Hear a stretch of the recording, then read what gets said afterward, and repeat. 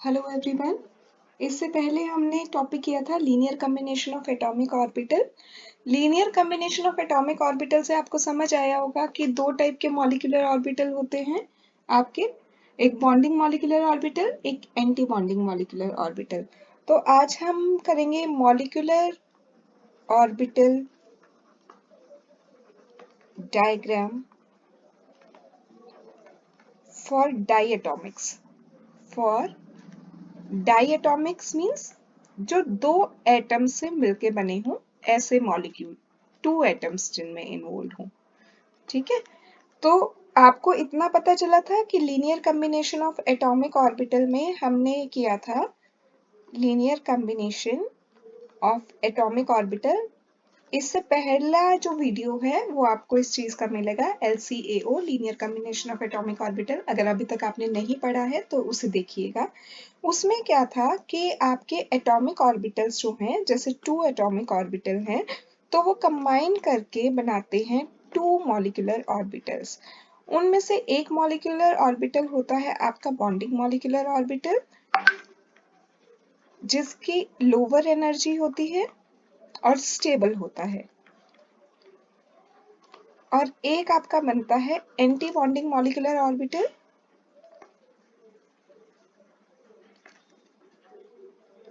Anti bonding molecular orbital ये high energy का होता है आपका और अनस्टेबल होता है। ठीक है जी, तो ये सारा आपको मिलेगा linear combination of atomic orbital में। उसमें आपको पूरा बताया गया है कि कैसे कंस्ट्रक्टिव इंटरफेरेंस होता है, कैसे डिस्ट्रक्टिव इंटरफेरेंस होता है वेव्स का, और उनकी वजह से बॉन्डिंग और एंटी बॉन्डिंग मॉलिक्यूलर ऑर्बिटल बनते हैं। अब अगर हम बात करें कि मॉलिक्यूलर ऑर्बिटल डायग्राम में हमने किस तरह से हम डायग्राम बनाएंगे, तो डायग्राम बनाने के लिए आपको इलेक्ट्रॉनिक कॉन्फ़िगरेशन भी पता होनी चाहिए। इसमें हम 3 रूल फॉलो करते हैं। देखिए, जो हम रूल फॉलो करेंगे for filling the electron, rules for filling the electron in molecular orbitals.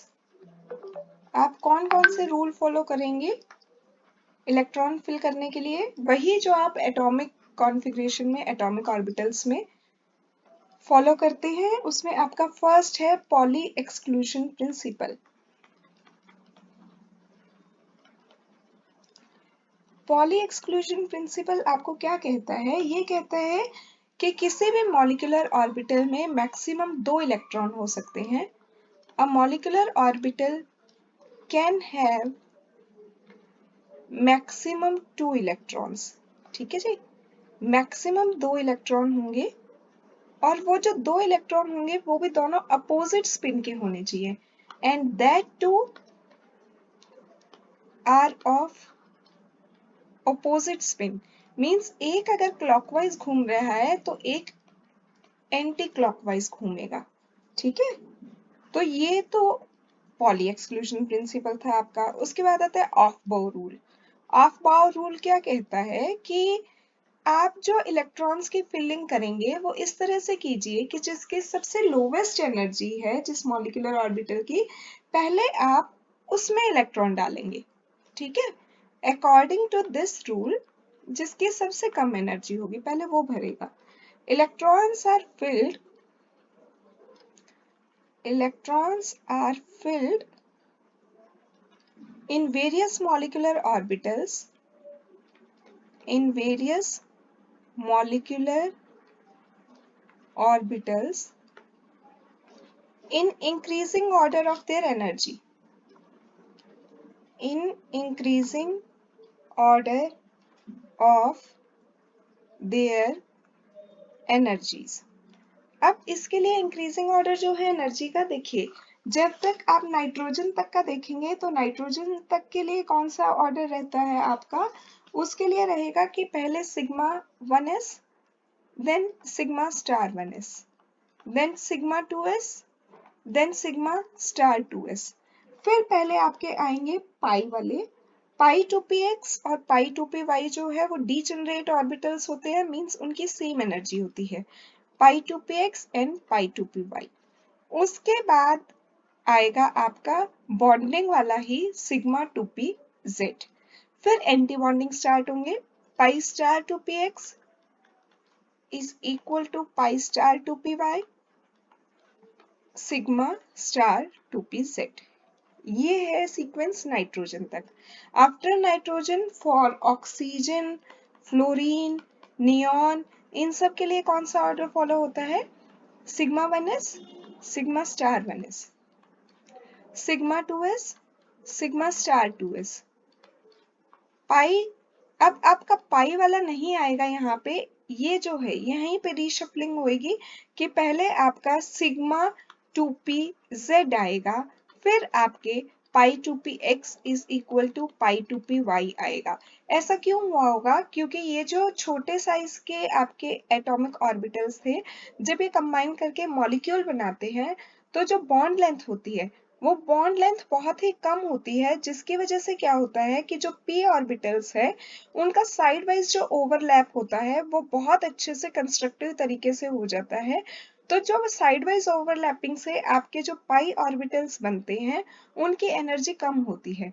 लेकिन जैसे जैसे बॉन्ड लेंथ जो है वो बढ़ती जाती है, बॉन्ड लेंथ बढ़ती जाती है, तो साइड वाइज ओवरलैपिंग जो है वो थोड़ी कम होती जाती है। उसकी वजह से सिग्मा 2p z ज्यादा स्टेबल हो जाता है as compare to pi molecular orbital, that is pi 2px and pi 2py। उसके बाद आपका सेम फॉलो होगा, pi star 2px is equal to pi star 2py, then sigma star 2pz। ठीक है, ये ऑर्डर हम फॉलो करेंगे इलेक्ट्रॉन्स की फिलिंग के लिए। उसके बाद ये कहता है कि एक और रूल हम फॉलो करते हैं, हुन्स रूल। हुन्स रूल हमारा क्या कहता है?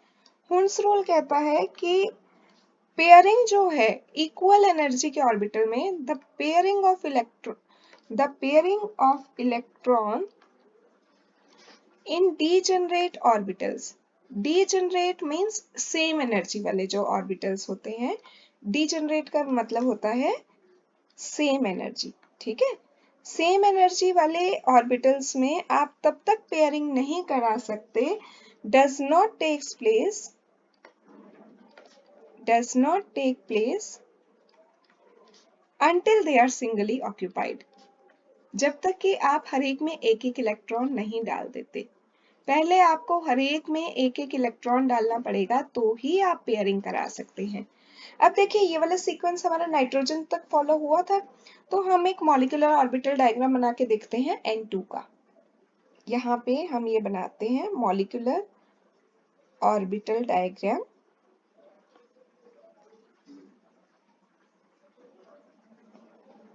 Of N2। N2 में क्या है बेटा, आपके पास दो नाइट्रोजन एटम होंगे जो कंबाइन करके N2 मॉलिक्यूल बना रहे हैं। नाइट्रोजन का एटॉमिक नंबर 7 है। कॉन्फ़िगरेशन आप लिखोगे 1s2 2s2 2p3। ऐसे ही आपके पास एक और नाइट्रोजन है जिसका एटॉमिक नंबर 7 है, उसकी भी कॉन्फ़िगरेशन क्या होगी 1s2 2s2 2p3। ये जो दो नाइट्रोजन एटम है ये कंबाइन करके आपस में N2 मॉलिक्यूल बना रहे हैं। तो मॉलिक्यूल के अंदर क्या होगा, मॉलिक्यूल के अंदर दोनों एटम्स के इलेक्ट्रॉन इन्वॉल्व होते हैं। तो हम देखते हैं कि हम कैसे बनाते हैं। इधर मैं इस साइड लेती हूँ एटॉमिक ऑर्बिटल एक नाइट्रोजन का, इधर लेती हूँ दूसरे नाइट्रोजन का। ये मैं ले रही हूँ, देखिए इस साइड लेफ्ट हैंड साइड और right hand side atomic orbitals. Confuse नहीं होइएगा, ये एटॉमिक ऑर्बिटल है, मतलब यहाँ पे हम एटम की कॉन्फ़िगरेशन फिल करेंगे।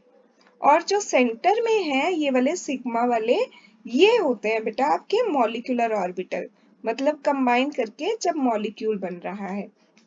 तो देखिए एटॉमिक ऑर्बिटल में हम कह रहे हैं कि हमारे पास एक नाइट्रोजन जो है उसके 1s में 2 इलेक्ट्रॉन है, तो 1s में 2 इलेक्ट्रॉन है, हमने फिल कर दिए। दूसरा जो नाइट्रोजन है उसके भी 1s में 2 इलेक्ट्रॉन है, 2 इलेक्ट्रॉन है, लीजिए हमने फिल कर दिए। अब ये जो दो 1s हैं एटॉमिक ऑर्बिटल, एक 1s और एक 1s कंबाइन करके क्या बनाएंगे, दो मॉलिक्यूलर ऑर्बिटल बनाएंगे जिसमें से कि एक आपका बॉन्डिंग होगा, बॉन्डिंग वाले को हम सिग्मा 1s बोलते हैं, और एक आपका एंटी बॉन्डिंग होगा हायर एनर्जी वाला जिसपे हम स्टार लगाते हैं, सिग्मा स्टार 1s। तो नीचे वाला आपका ये हो गया सिग्मा 1s, ये है आपका बॉन्डिंग मॉलिक्यूलर ऑर्बिटल, और सिग्मा स्टार 1s ये है आपका एंटी बॉन्डिंग मॉलिक्यूलर ऑर्बिटल। तो अब आपके पास मॉलिक्यूल में यहाँ पे टोटल कितने इलेक्ट्रॉन हुए 1s के लिए? 4 इलेक्ट्रॉन, 2 आपको यहाँ से मिल रहे हैं और 2 आपको यहाँ से मिल रहे हैं। टोटल आपके पास मॉलिक्यूल में 4 इलेक्ट्रॉन है 1s में भरने के लिए।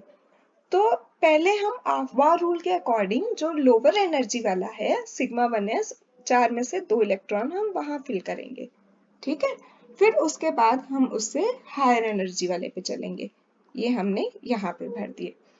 अब ये कहता है दूसरे, अब नाइट्रोजन के पास 2s में भी 2 इलेक्ट्रॉन है और इधर भी 2s में 2 इलेक्ट्रॉन है, ये दूसरे नाइट्रोजन के पास 2s में 2 इलेक्ट्रॉन है।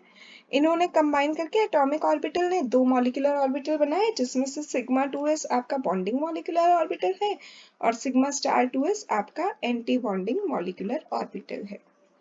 अब ये कहता है आपके पास 4 इलेक्ट्रॉन है, तो फिर वही आफ्बा रूल के अकॉर्डिंग पहले हम क्या करेंगे, जो कम एनर्जी वाला है सिग्मा 2s में 2 इलेक्ट्रॉन फिल किए, 2 हमने फिल कर दिए यहाँ पे।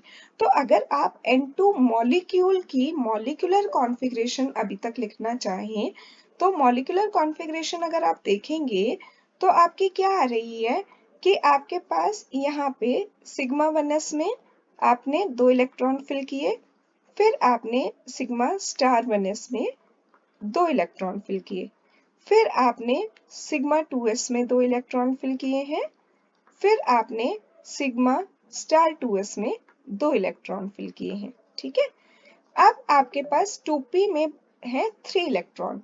तो इधर पहले हम क्या करेंगे, देखिए पहले ये कहता है कि हंस रूल जो था, हंस रूल के अकॉर्डिंग पेयरिंग आप तक 3 इलेक्ट्रॉन जो है पहले आप सेम एनर्जी वाले हैं ये तीनों, ये आपका 2px है, ये आपका 2py है और ये आपका 2pz है। तो तीनों में, तीनों को क्योंकि हमने सेम लेवल पे दिखाया है, इसका मतलब सेम एनर्जी है, तो तीनों में पहले आप एक एक इलेक्ट्रॉन डालते हैं। यही हंस रूल था। हंस रूल कहता था कि पेयरिंग आप तब तक नहीं करा सकते सेम एनर्जी वालों में जब तक कि ये सिंगली ऑक्यूपाइड नहीं हो जाते। ऐसे ही जो आपके दूसरे एटम का है उसमें भी आप क्या करेंगे कि पहले आप तीनों में एक एक इलेक्ट्रॉन डाल देंगे, ठीक है।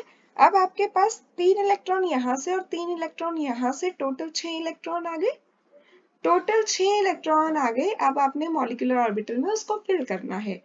तो पहले हम क्या करेंगे, पहले हम ये हंस रूल के अकॉर्डिंग और आफ्टर रूल के अकॉर्डिंग, आफ्टर रूल ये कहता है सबसे कम एनर्जी वाले में पहले आप इलेक्ट्रॉन भरिए। तो पहले आपने इनमें भरे, पहले आप सिंगली ऑक्यूपाई कराएंगे, फिर आपके पास बचते हैं तो आप पेयरिंग कर दीजिए। 4 इलेक्ट्रॉन हो गए, टोटल हमारे पास 6 थे, 2 और बचे हैं, उनको हम यहाँ भर देंगे। तो इलेक्ट्रॉन अब आपने सिग्मा, अब आपने पाई 2px में 2 डाल दिए, और इक्वल टू का साइन मैंने इसलिए लगाया है क्योंकि इन दोनों की सेम एनर्जी है। देखिए ये इधर वाला जो है ये है आपका पाई 2px, ये है आपका पाई 2py, और ये जो है ये है आपका सिग्मा 2pz, ठीक है। और फिर आपने सिग्मा 2pz के अंदर भी 2 इलेक्ट्रॉन डाल दिए। तो इस तरह से मॉलिक्यूलर ऑर्बिटल डायग्राम बनेगा। पहले 1s से 2 मॉलिक्यूलर ऑर्बिटल बनेंगे जिसमें से एक बॉन्डिंग होगा, एक एंटी बॉन्डिंग होगा। ऐसे ही 2s आपस में ओवरलैप करके 2 आपके मॉलिक्यूलर ऑर्बिटल बनाएंगे जिसमें से एक बॉन्डिंग है, एक एंटी बॉन्डिंग है। ऐसे ही आपके पास 2p में 6 एटॉमिक ऑर्बिटल हैं, 6 एटॉमिक ऑर्बिटल कंबाइन होके 6 ही मॉलिक्यूलर ऑर्बिटल बनाएंगे, जिसमें से ये आपके 3 बॉन्डिंग वाले होते हैं, पाई 2px, पाई 2py और सिग्मा 2pz, और 3 ये जो ब्लैंक बचे हैं अभी ये आपके एंटी बॉन्डिंग मॉलिक्यूलर ऑर्बिटल होते हैं हायर एनर्जी वाले। और ये आपकी आ गई है कॉन्फ़िगरेशन N2 की, ठीक है। इतना। अब क्या है आगे कि आप इससे और क्या-क्या चीजें डिटरमाइन कर सकते हो। आप इससे जब आपके पास मॉलिक्यूलर ऑर्बिटल डायग्राम आ जाता है तो आप इससे एक तो स्टेबिलिटी निकाल सकते हो मॉलिक्यूल की, stability of molecule in terms of bonding and anti bonding electron. कैसे बताएंगे स्टेबिलिटी? देखिए बेटा, सबसे पहले आप बॉन्डिंग और एंटी बॉन्डिंग इलेक्ट्रॉन को काउंट कर लो। बॉन्डिंग इलेक्ट्रॉन को अगर मैं आपका Nb से दिखा रही हूँ, बॉन्डिंग इलेक्ट्रॉन Nb से दिखाए, एंटी बॉन्डिंग इलेक्ट्रॉन जो है वो मैंने Na से दिखाए। तो हमारे पास अलग अलग केसेस हैं। पहला केस ये कहता है कि अगर आपके पास बॉन्डिंग इलेक्ट्रॉन ज्यादा है एंटी बॉन्डिंग से, तो जो है आपका मॉलिक्यूल हमेशा स्टेबल होगा। ठीक है। अगर आपके पास एंटी बॉन्डिंग ज्यादा है बॉन्डिंग के कंपैरिजन में, तो मॉलिक्यूल आपका अनस्टेबल बनेगा। और अगर आपके बॉन्डिंग और नॉन बॉन्डिंग इलेक्ट्रॉन इक्वल आ रहे हैं, तो भी आपका मॉलिक्यूल अनस्टेबल बनेगा। अब जैसे हमने अभी नाइट्रोजन पढ़ा, हम उसकी ही बात करें, तो नाइट्रोजन में आप देखिए आपके पास बॉन्डिंग कितने इलेक्ट्रॉन थे? बॉन्डिंग थे आपके पास सिग्मा 1s में आपने 2 डाले, फिर आपने सिग्मा 2s में 2 डाले, 4 हो गए। फिर आपने पाई 2px में 2 डाले, 6, पाई 2py में 2 डाले, 8, और सिग्मा 2pz में 2 डाले आपने, 10। देखिए कॉन्फ़िगरेशन फिर से लिख लेते हैं। हमने इस तरह से किया, sigma 1s 2, sigma star 1s 2, sigma 2s 2, sigma star 2s 2। फिर पाई वाले पाई 2px में हमने 2 डाले और पाई 2py में हमने 2 डाले। फिर हमने सिग्मा 2pz में भी 2 डाले। तो अब आपके पास बॉन्डिंग इलेक्ट्रॉन कितने हैं? देखिए आप, 2, 4, 6, 8, 10। तो बॉन्डिंग इलेक्ट्रॉन है आपके पास 10 और एंटी बॉन्डिंग कितने बचे? 4, ये वाला और ये वाला। तो आपके पास बॉन्डिंग इलेक्ट्रॉन अगर ज्यादा है तो इट मींस आपका मॉलिक्यूल क्या है? स्टेबल है। ठीक है, यहां तक। अब अगर आपने बॉन्ड ऑर्डर निकालना है, आप बॉन्ड ऑर्डर भी डिटरमाइन कर सकते हैं। बॉन्ड ऑर्डर कैसे डिटरमाइन करते हैं आप? Half of the difference between the number of electron present in bonding and anti-bonding orbitals, anti-bonding orbitals। तो इसमें ये आपको कहता है बेटा कि जो आपके बॉन्डिंग इलेक्ट्रॉन आए उसमें से आप एंटी बॉन्डिंग इलेक्ट्रॉन सब्सट्रैक्ट कर दीजिए। डिफरेंस किया आपने, उसका हाफ कर दीजिए। Half of the difference between number of electron present in bonding में कितने हैं और एंटी बॉन्डिंग में कितने हैं, उनका जो डिफरेंस है उसको हाफ कर दीजिए। तो अभी जैसे नाइट्रोजन में हमने देखा था हमारे पास बॉन्डिंग 10 थे, एंटी बॉन्डिंग 4 थे, उसका हाफ कर दी। तो कितना आ गया ये? 10 - 4, 6/2, 3। बॉन्ड ऑर्डर अगर 3 आ रहा है तो उसका मतलब है कि दो नाइट्रोजन एटम के बीच में ट्रिपल बॉन्ड है। अगर आपका बॉन्ड ऑर्डर 1 आता है तो इसका मतलब सिंगल बॉन्ड है। अगर आपका बॉन्ड ऑर्डर जो है वो 2 आता है तो इसका मतलब डबल बॉन्ड है। अगर आपका बॉन्ड ऑर्डर 3 आता है तो इट मींस जो कंबाइनिंग एटम है उनके बीच में ट्रिपल बॉन्ड है। ठीक है, तो आप यहाँ से बॉन्ड ऑर्डर भी निकाल सकते हो। अब बॉन्ड ऑर्डर जो है वो आपका बॉन्ड लेंथ से किस तरह से कनेक्टेड है? देखिए, बॉन्ड लेंथ जो है that is always inversely proportional. Bond length is inversely proportional to the bond order. Means जब आपका ट्रिपल बॉन्ड आ रहा होगा, बॉन्ड ऑर्डर अगर 3 आ रहा है तो बॉन्ड लेंथ सबसे कम होगी। ठीक है, और बॉन्ड लेंथ जितनी कम होगी उतना स्टेबल होगा आपका बॉन्ड, उसको तोड़ना उतना ज्यादा मुश्किल होगा। ट्रिपल बॉन्ड को ब्रेक करना ज्यादा मुश्किल है as compare to double bond. वो आपने कहानियां पढ़ी थी ना बचपन में, फर्स्ट सेकंड क्लास में पढ़ते थे हम कि यूनिटी स्ट्रेंथ। तो उसका मतलब क्या होता था कि एकता में शक्ति है। जब 3 लकड़ियां इकट्ठी हो जाती हैं तो उनको तोड़ना मुश्किल है, 2 लकड़ियों को इजीली तोड़ सकते हैं और एक को तो हम बहुत इजीली तोड़ सकते हैं। तो बॉन्ड भी वही है बेटा, जहाँ पे ट्रिपल बॉन्ड है तो आप उसको बहुत मुश्किल से तोड़ पाएंगे। उसके कंपैरिजन डबल बॉन्ड इजीली टूटेगा और सिंगल बॉन्ड और इजीली टूटेगा। ठीक है।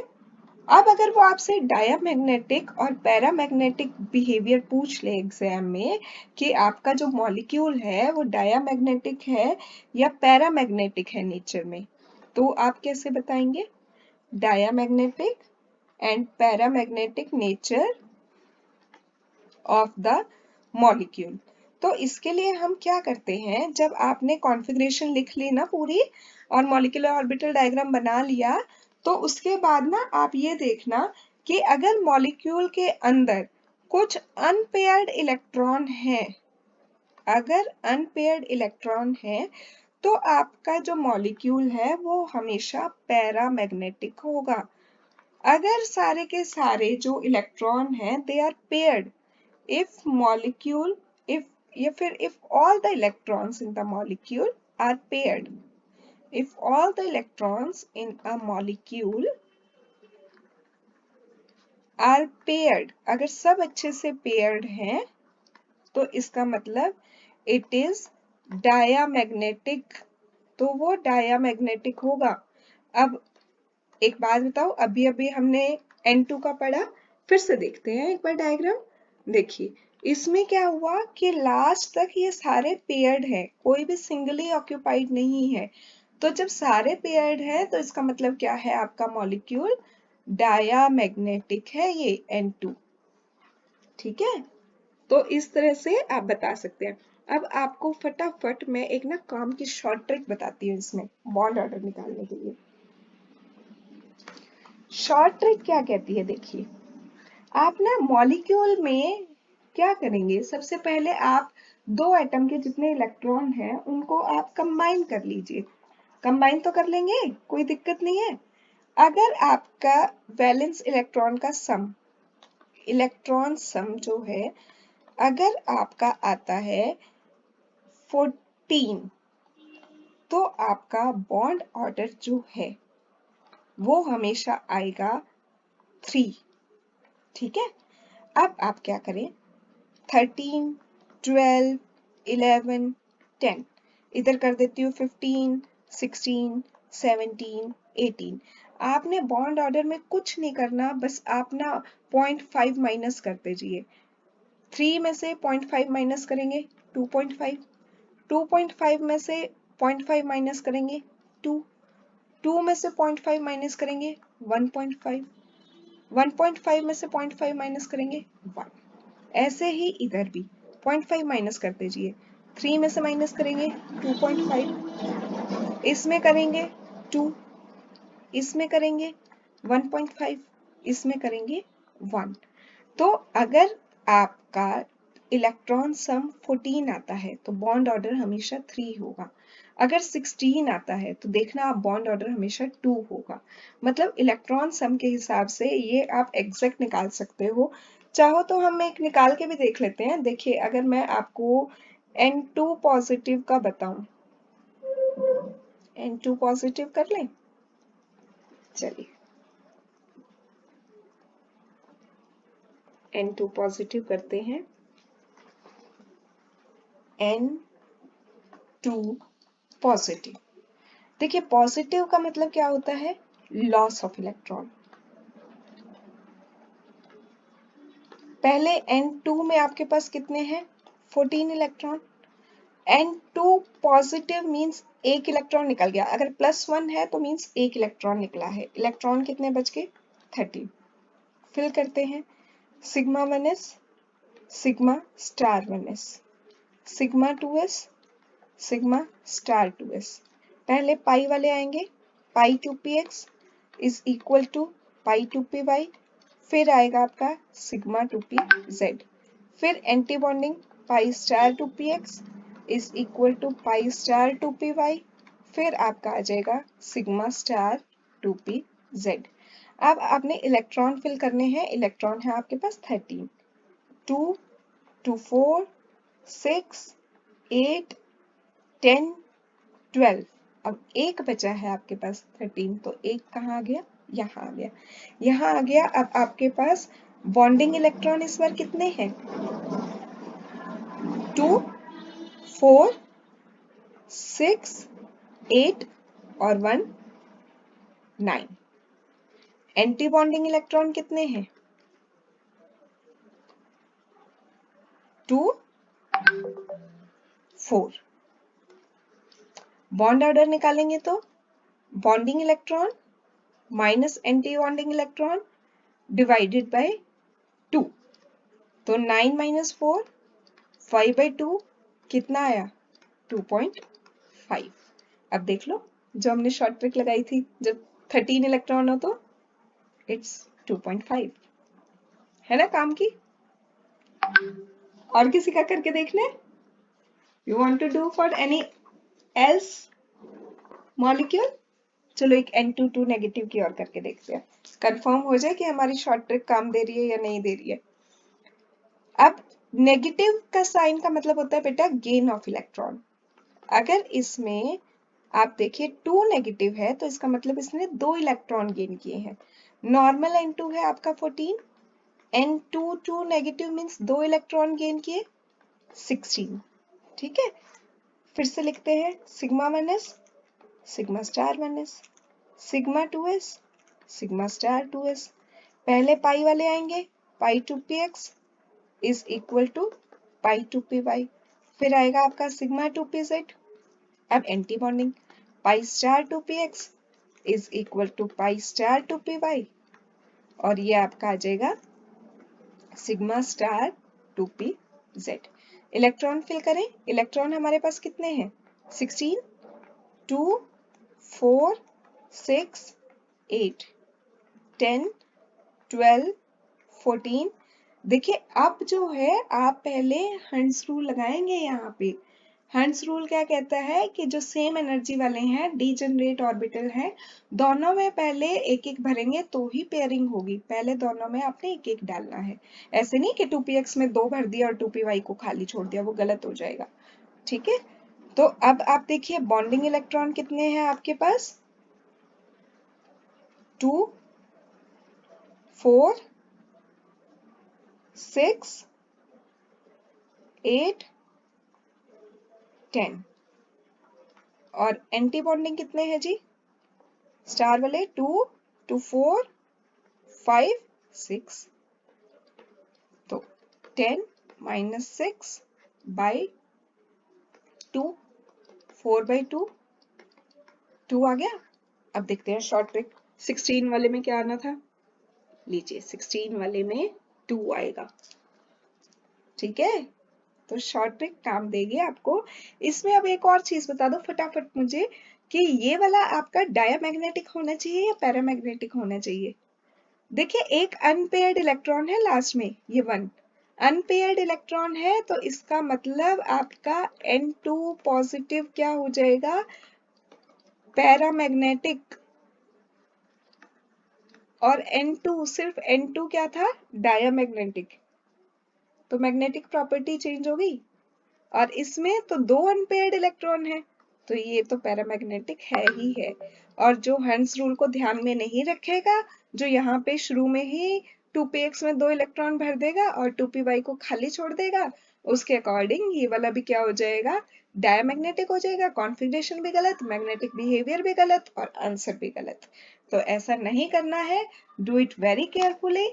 अगर आपका कोई भी क्वेरी है इस टॉपिक के बारे में, just drop me a message in the comment section, और प्लीज सब्सक्राइब करना ना भूलिए। Thank you so much.